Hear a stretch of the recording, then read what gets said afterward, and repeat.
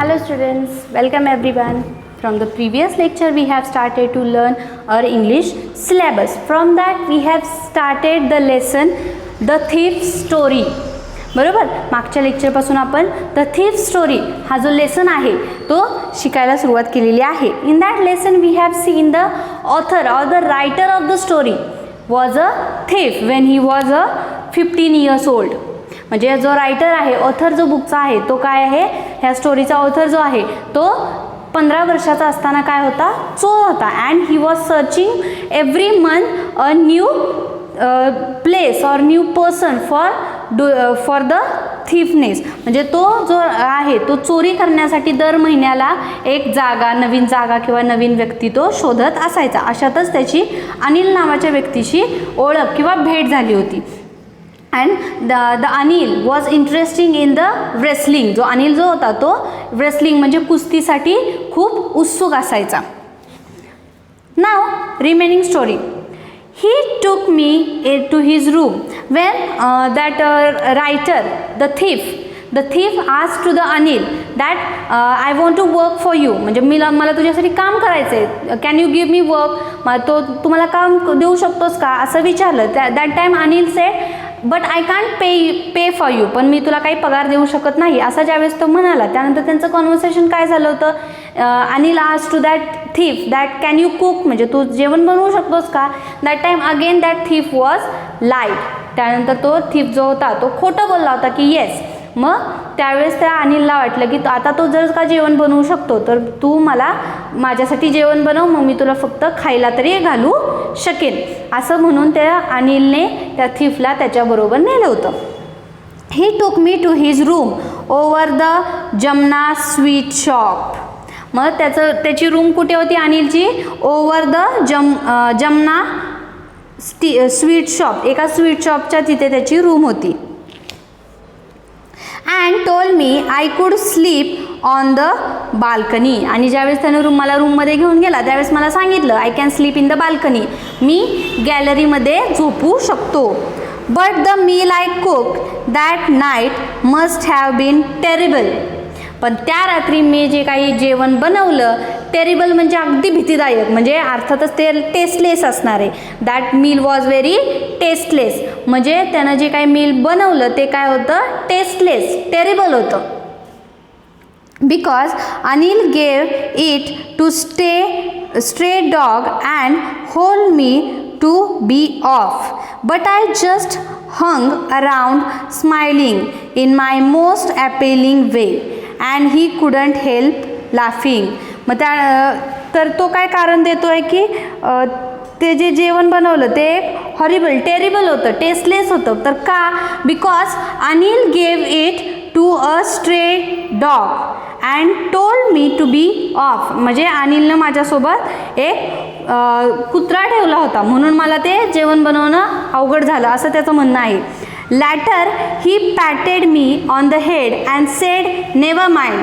मग त्यानंतर काय, मी घाबरलो होतो खरं, पण म्हणजे कोण, थीफ घाबरला होता. मग नंतर काय केलं अनिलनं, पॅटेड मी, पॅटेड म्हणजे थपथपवणे, माझ्या डोक्यावरती किंवा अंगावर डोक्यावरती माझ्या हात थपथपला कुणी, अनिलने. And said never mind. आणि काय बोलला, ठीक आहे काळजी करू नकोस किंवा मनावरती घेऊ नकोस.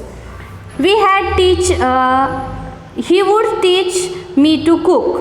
ही would teach me to cook. म्हणजे तो मला बोलला ठीक आहे मनावर घेऊ नकोस, मी तुला शिकवेन. He also taught me to write my name and said he would soon teach me to write whole sentence and to add numbers. म्हणजे अर्थातच तो जो थीफ होता तो काय होता, अनएज्युकेटेड, म्हणजे त्याला काहीही शिक्षणातलं येत नव्हतं. मग ज्यावेळेस तो अनिलच्या घरी गेला त्यावेळेस अनिलने काय केलं, हळूहळू त्याला जेवण बनवायला सुद्धा त्याला शिकवलं. शिवाय त्याला काय केलं, he taught him to write the name. म्हणजे त्याचं स्वतःचं नाव लिहायला शिकवलं, जेवण बनवायला शिकवलं. शिवाय लवकरच त्याने सेंटेन्स बनवायला सुद्धा शिकवले, म्हणजे एक वाक्य बनवायला शिकवलं. शिवाय नंबर्स शिकवले किंवा नंबर्स ॲड करायला. म्हणजे त्याला एक बेसिक नॉलेज जे असतं स्कूलमधलं, the basic knowledge which we get in the school in the first or second standard, that all the basic knowledge Anil gave to that thief. I knew that once I could write like an educated man, there would be no limit to what I could achieve. मग मला काय वाटू लागलं की एक दिवस मी एका शिक्षित माणसासारखा, शिक्षित व्यक्तीसारखा काहीतरी लिहीन आणि काहीतरी अचीव करीन. One day I can achieve something like a educated person. What he was thinking, that thief was thinking. It was quite pleasant working for Anil. आणि अनिलसाठी काम करणं हे आता थिफला काय झालं होतं, चांगलं वाटायला लागलं होतं. I made the tea in the morning and then would take my time buying the day's supplies, usually making a profit of about ₹1 a day. मी काय करायचो, सकाळचा चहा बनवायचो आणि त्यानंतर I made the tea in the morning and then would take my time buying the day's supplies. मी सकाळचा चहा बनवल्यानंतर दिवसभरासाठी जे काही वस्तू लागणाऱ्या असतील त्या वस्तू घ्यायचो. In that shopping usually I make profit of ₹1. म्हणजे मी काय करायचो, दिवसभराच्या वस्तू लागणाऱ्या ज्या असतील तर घ्यायचो आणि त्याच्यातून मला ₹1 नफा, प्रॉफिट म्हणजे नफा, ₹1 स्वतःला नफा करून घ्यायचो. Who the thief. I think he knew I made a little money this way but he did not seem to mind. मला असं वाटायचं की एक दिवशी अनिलला कळेल की मी असं रोज ₹1 करून असे पैसे साठवले तर एक दिवशी अनिलला कळेल किंवा अशी त्याच्या मनात एक भीती निर्माण झाली होती. पण अनिलने काही ते मनावरती घेतलं नाही. Anil made money by fits and starts. By fits and starts means in short irregular intervals. He would borrow 1 week, lend the next. He kept worrying about his next check. But as soon as it arrived, he would go out and celebrate. It seems he wrote for magazines, a poor way to make a living. अनिलला जो काही पैसे मिळायचे त्यातून तो त्याचे घर चालवायचा आणि त्यातूनच हा काय करायचा, त्याचा स्वतःचा ₹1 नफा करून घ्यायचा. एक दिवशी he would Anil made money by fits and starts. म्हणजे काहीतरी काम वगैरे करून, छोटे छोटे काम करून वगैरे अनिलला पैसे मिळायचे. He would borrow 1 week, lend the next. He kept worrying about his next cheque. आणि अनिल एके दिवशी त्याच्या नेक्स्ट चेक म्हणजे पैसे येणार होते त्याला, त्या चिंतेतच अनिल होता. But as soon as it arrived he would go out and celebrate. आणि लवकरच तो चेक जो होता, पैसे जे येणारे होते ते आले. One evening he came home with a small bundle of notes. एक दिवशी संध्याकाळी अनिल एका नोटांचा छोटा बंडल घेऊन आला. saying he had just sold a book to a publisher. म्हणजे आता त्याच्या लक्षात आलं की अनिल जो काय आहे तो काय करायचा, बुक्स लिहायचा. म्हणजे तो काय होता, रायटर होता.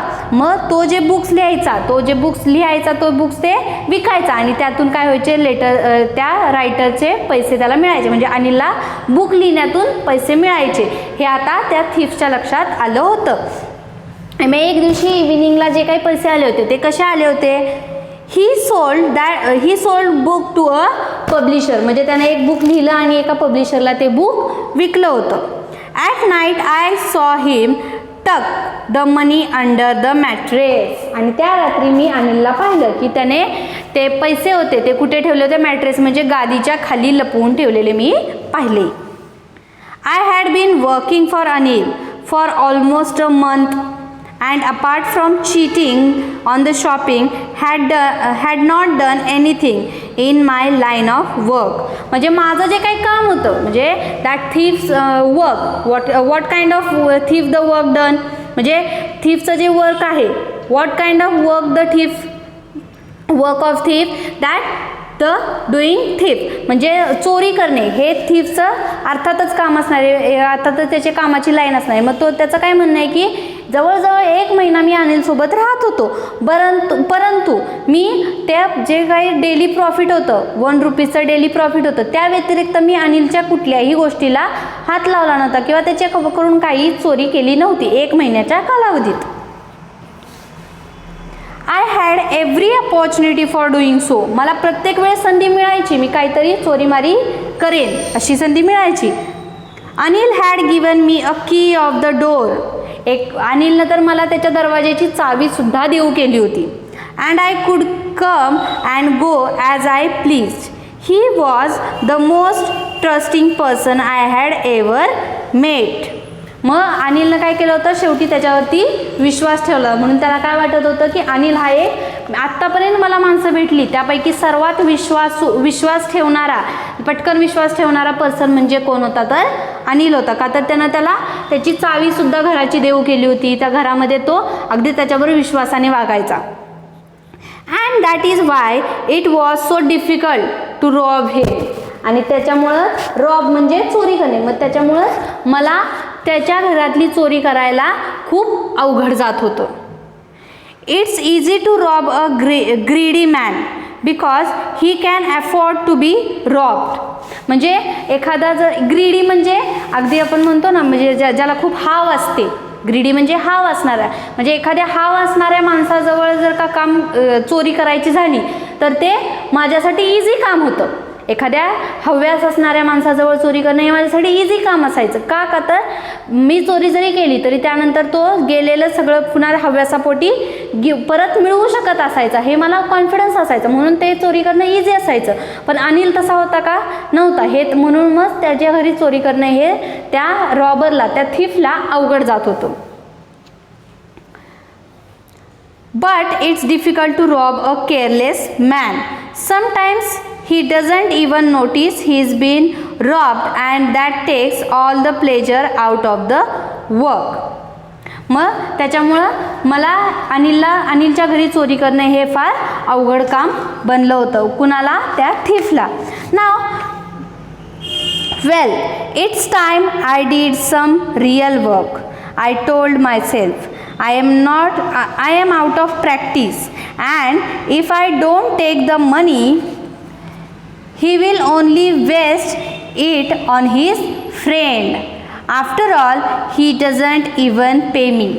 मग शेवटी काय झालं, त्यानं त्याच्या मनाची तयारी केली की ठीक आहे, मी शेवटी चोरच आहे, मला काही चांगलं बघायचं आहे का नाही, मी शेवटी चोरच आहे आणि मी त्याच्या घरची चोरी आता करणारच आहे. ठीक आहे ना, असाही तो जे पैसे आणलेत तो काय करणार आहे, शेवटी सेलिब्रेशन करेल, म्हणजे त्याच्या मित्रांसोबत पार्टीज करेल, मित्रांवरतीच ते पैसे उडवेल, त्यापेक्षा मीच का नाही चोरायचे ते पैसे, असं त्या थीफच्या मनात विचार येऊ लागला. आणि शिवाय तो म्हणला की आणि शिवाय असंही चोरी केली तर मीच करणार, आणि केली तर काय एवढं की माझ्या चोरी करण्यानं काही एवढं बिघडणार नाही, कारण तो पैसे असंही मित्रांवर खर्च करेल, किंवा त्याने मला पैसे तरी कुठे पे केलेत, म्हणजे माझ्या कामाचे पैसे सुद्धा त्यानं मला दिलेले नाहीत, असा विचार करून तो थीफ मनाशी त्याने त्याची तयारी केली. Now remaining story we will see in the next lecture. Till that time you have to write down the difficult words with the meaning English and Marathi. Thank you.